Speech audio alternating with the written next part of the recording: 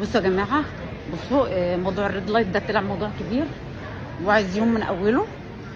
وانا بصراحه البيت وحشني، لازم اروح دلوقتي عشان بيتي وحشني، ونبقى ننزل يوم تاني نصور في الحاجات دي اللي هي انا مش الريد لايت.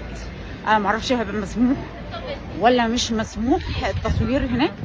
يعني لو ما طلعت لكمش لايف تاني بقوا اعرفوا بقى ان ايه، ان ما كانش مسموح وعملوا الواجب معايا. ماشي. هتيجي واحده دلوقتي من عيله محافظه وتقول لي ازاي تنطقي وتقولي الريد لايت؟ طب انا اروح اشتكي للكبير بتاعك.